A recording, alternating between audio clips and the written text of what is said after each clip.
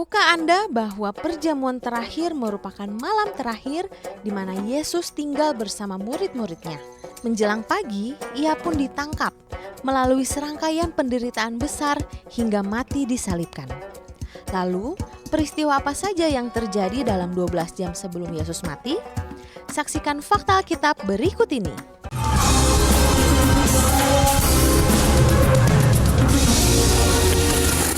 Dalam peristiwa Jumat Agung, Yesus Kristus mengalami serangkaian peristiwa yang mengguncang hati dan jiwa.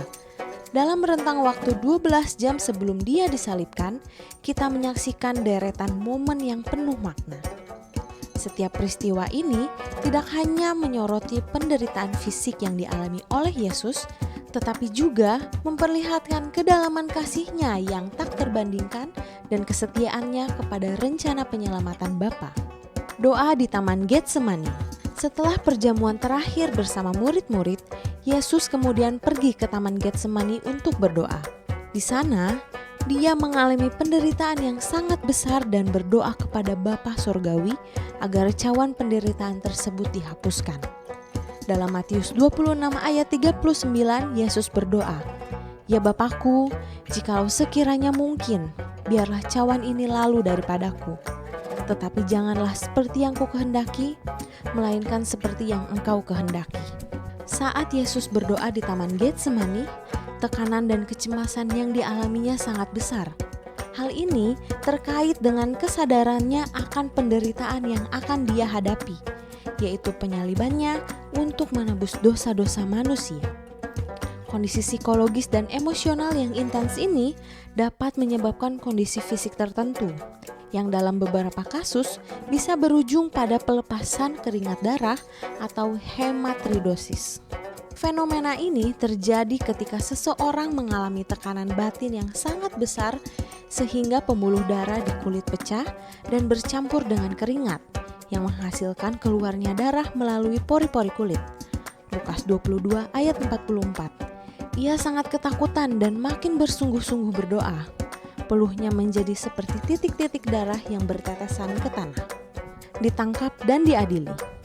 Setelah berdoa di Taman Getsemani, Yesus ditangkap oleh para penjaga bait Allah dan orang-orang berpakaian baja yang diutus oleh imam-imam kepala dan pemimpin agama Yahudi. Yesus kemudian dibawa ke hadapan imam besar dan diadili secara sembunyi-sembunyi pada malam itu juga.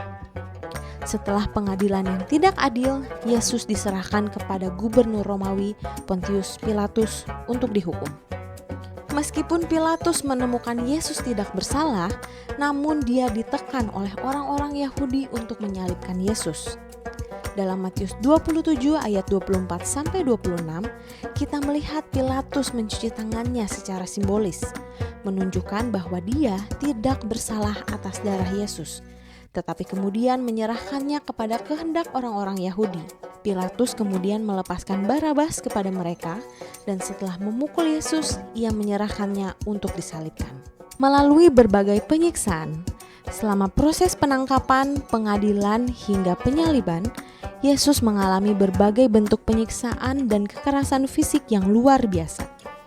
Pertama, saat Yesus ditangkap, dia diseret, diludahi, dipukul, dan dicambuk oleh prajurit Romawi. Matius 26 ayat 67, Markus 14 ayat 65, Lukas 22 ayat 63-65. Penyalahgunaan fisik ini merupakan bentuk penghinaan dan siksaan awal yang diterima Yesus sebelum pengadilannya. Selanjutnya, selama proses pengadilan, Yesus juga menerima pukulan dan tamparan dari para pengawal dan anggota Sanhedrin. Yohanes 18 ayat 22. Ini semua merupakan bentuk penghinaan dan kekerasan fisik yang dialami Yesus sebagai bagian dari upaya untuk menghancurkannya secara fisik dan emosional. Ketika Yesus disalibkan, penderitaannya tidak berhenti. Tidak hanya disalibkan yang merupakan hukuman yang sangat menyakitkan dan mematikan, tetapi dia juga mengalami penyiksaan tambahan, seperti paku yang menembus tangan dan kakinya. Setelah disalibkan, Yesus harus menanggung rasa sakit yang tak tertahankan selama berjam-jam, dengan setiap gerakan yang menyebabkan penderitaan yang luar biasa. Proses penyiksaan dan kekerasan fisik yang dialami Yesus selama penangkapan, pengadilan, dan penyalibannya adalah gambaran penderitaan luar biasa. Semua ini merupakan bagian dari pengorbanannya yang mengorbankan dirinya secara total untuk menebus dosa-dosa umat manusia. Yesus mati, lambungnya ditikam. Yesus akhirnya disalibkan dan mati di Golgota. Hal ini merupakan bagian dari praktek yang disebut crucifixio, yaitu hukuman mati dengan penyaliban. Salah seorang prajurit Romawi kemudian menusuk lambung Yesus. Penusukan ini adalah bagian dari proses memastikan bahwa seseorang yang disalibkan telah meninggal. Ini merupakan puncak dari penderitaan Yesus sebagai korban penghapus dosa manusia, tetapi juga awal dari kemenangannya atas maut melalui kebangkitannya yang kemudian. Tubuhnya kemudian dikuburkan dalam sebuah makam yang baru, dan kisah kematian dan pemakamannya ditulis dalam Matius 27 ayat 50-60. Dalam menyambut Jumat Agung, kita dipanggil untuk merenungkan dengan penuh kerendahan hati penderitaan dan pengorbanan yang besar yang Yesus alami demi keselamatan kita. Meskipun peristiwa-peristiwa ini penuh dengan penderitaan dan kesedihan, kita juga diingatkan bahwa kematian Yesus tidaklah menjadi akhir, tetapi merupakan awal dari kemenangannya atas dosa dan maut. Dengan iman yang teguh dalam karya penyelamatan yang dilakukan oleh Kristus di kayu salib, kita dapat menemukan harapan, penghiburan, dan kekuatan untuk menghadapi tantangan hidup kita.